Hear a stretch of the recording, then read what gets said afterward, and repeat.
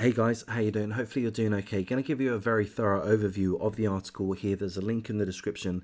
If you appreciate the coverage, please do like, comment, subscribe, share the video as you see fit. I need to let you know that this case is absolutely barbaric. The scumbag that you see in front of you, I have to say, must be a bona fide psychopath in my estimation. Not able to diagnose, of course. His name, Roland Codrington, 35 years of age, from New York, and he's responsible, or rather he's believed to be responsible, for an extremely violent crime spree which took place over 4 days, starting December the 19th, ending December the 23rd. All of the crimes took place in New York City, and it is believed that he is responsible for the murder of 2 men, as well as numerous other stabbings. Investigators are looking into whether or not there are more stabbings that perhaps he's guilty of that weren't attributed to him. So a lot of crimes, but notably a 4-day extremely violent crime spree starting December the 19th, ending December the 23rd. He was caught by an officer on Christmas Eve, December the 24th. An officer did a traffic stop. He was driving a stolen vehicle. The officer realized that he was a wanted man, wanted in relation to the death of 2 men, as well as numerous other stabbings. He was subsequently arrested. He's being held with no bond. So well done, New York City. And there has been a press conference held by the Chief of Detectives for New York City Police Department, James Essig. And within that press conference, the Chief of Detectives has relayed the multitude of assaults that this scumbag is allegedly guilty of. So that's the part that I'm going to read through. So we'll read through that now. The first incident allegedly took place at approximately 1 a.m. December the 19th in front of an East Village area building. A male victim was discovered with a 10-inch slash wound across his neck. A male victim was discovered with a 10-inch slash wound across his neck. The victim had been leaving a nearby bar. A male approached him and engaged in a dispute with him, which took place for about 20 seconds. And we know that because it was caught on surveillance camera. So the guy was walking home from a bar. He got into an argument with this scumbag here, Roland Codrington. That argument lasted no more than 20 seconds. Then the scumbag in question pulled out a knife and slashed the man across the neck. What an absolute savage piece of shit. That man, 51 years of age, we don't know his name, or that has not been released, died from the slash wound.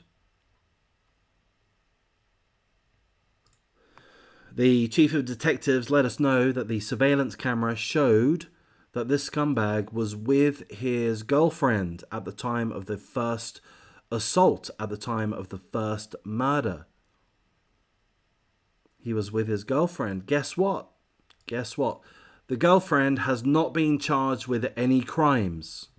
I'm going to go on a slight tangent here. Bear with me. You may feel that I'm being a little bit misogynistic.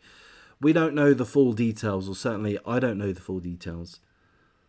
But I would have thought that the girlfriend would be subject to criminal investigation. I mean, if she in any way assisted, abetted, I believe is the right term, this scumbag Roland Codrington, then surely she must face charges. Perhaps I'm wrong. Perhaps she was being held without her will. Perhaps she was fearful of her own safety. Perhaps she did contact the police at her earliest convenience, or when it was safe for her to do so. So I don't know the full story, but I do hope that the investigators are not giving this woman a pass just because she's got, pardon me, a vagina. So I say that because I've had this true crime channel for about a year, making a lot of videos, and I'm just getting increasingly annoyed and disturbed by cases where women are given a pass. They're given too light of a sentence or not a sentence at all. And I'm just concerned that this might be the case here. Why isn't the girlfriend being charged? I would like to know. But in any case, we'll get back to the article. We're moving through the various assaults committed by Roland Codrington over a 4-day period, December the 19th through to December the 23rd in New York City, which includes 2 murders. So we've gone through the details of the first murder, occurred around 1 a.m. December the 19th. East Village, a 51-year-old man had a dispute with Roland Codrington for approximately 20 seconds. The scumbag took out a knife and slashed the 51-year-old man's neck. He subsequently died. So the second incident, we're told, took place at approximately 11:30 p.m. December the 22nd, so 3 days later, at Teddy's Bar, which is in Harlem. Apparently, the scumbag in question, the psychopath Roland Codrington, entered the bar with a pit bull and a baseball bat. I mean, that's quite intimidating. He proceeded to go behind the bar where he assaulted the bartender and destroyed property. When 2 customers intervened, they both were stabbed with a large knife by the scumbag Rodney Codrington. Thankfully, those 2 customers that were stabbed with a large knife suffered non-life-threatening injuries. So we hope and pray that they're able to make full recoveries. We're glad that they're not life-threatening injuries. Let's hope that they don't, they're not life-altering injuries. Apparently, this second incident at the bar in Harlem called Teddy's Bar, that stemmed from a previous dispute about a week earlier. So Roland Codrington had some kind of issue with one of the employees, or perhaps more than one employee. He felt that he was disrespected by the employees when he was asked to leave the premises. Well, perhaps they had good reason to. So this guy got upset. So he went with a pit bull and a baseball bat to the bar, destroyed some property, attacked some employees. Some customers intervened. He stabbed 2 of them. Okay, so we're going to move on to the next assault. The final assault allegedly took place a short while later in Harlem's Marcus Garvey Park. Rodney Codrington allegedly went to walk to cool off after the incident at Teddy's Bar, which, where he stabbed 2 people. Roland Codrington allegedly got into an argument with Dr. Bruce Maurice Henry, 61 years of age. I'm going to show you a picture of Dr. Bruce Maurice Henry. That's as good a picture as I could find, unfortunately. I know the resolution isn't good. Dr. Bruce Maurice Henry, 61 years of age. Allegedly, Roland Codrington stabbed the doctor multiple times in the torso, in the back, in the eye, and in the hand. Dr. Bruce Maurice Henry died. I believe he died at the scene. His body was found at approximately 2 a.m. December the 23rd. Can you believe this piece of shit? So he stabs 2 people in a bar. He goes to call off, gets into an argument with the doctor, ends up savagely stabbing him in multiple times and killing him.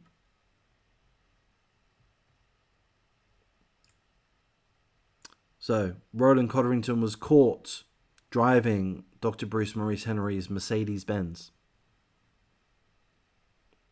Christmas Eve, December the 24th. And in around the same location in the vicinity of the park. Again, we're told that he's been held without bond. So well done, New York City. Eric Adams. Is that right? The mayor, Eric Adams? Am I getting that right? I've got to say I'm liking the direction that New York is heading in terms of crime. This is the right approach to take. The investigators are again looking to see whether any other stabbings or assaults in the city over the last several months or even years could be connected to the scumbag Roland Codrington. Because he seems to, pardon my facetiousness, but he seems to like stabbing people, doesn't he? So that's pretty much all the details that we have.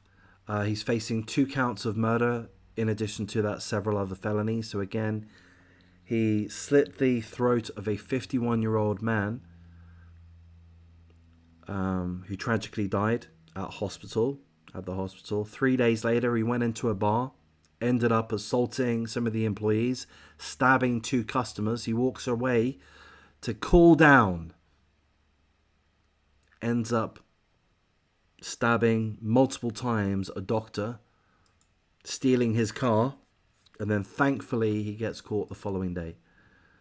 So there we go. So of course, full condolences to all of the families of the victims. It's absolutely heinous. I would hope and expect that this guy gets the maximum sentence, life in jail. Come on, do you have the death penalty in New York? If you do, lock it in. Why wouldn't you? If you don't, life in jail, no parole. You don't need scumbags like this on the streets. We already know that he's going to cause way too much violence, too much trouble when he's in prison. We already know that. Never have this scumbag walking the streets again. So yeah, there we go. I'm tempted to, congratulate the investigators for finding this guy. Through a routine traffic stop, they identified the doctor's stolen vehicle, the doctor being Dr. Bruce Maurice Henry.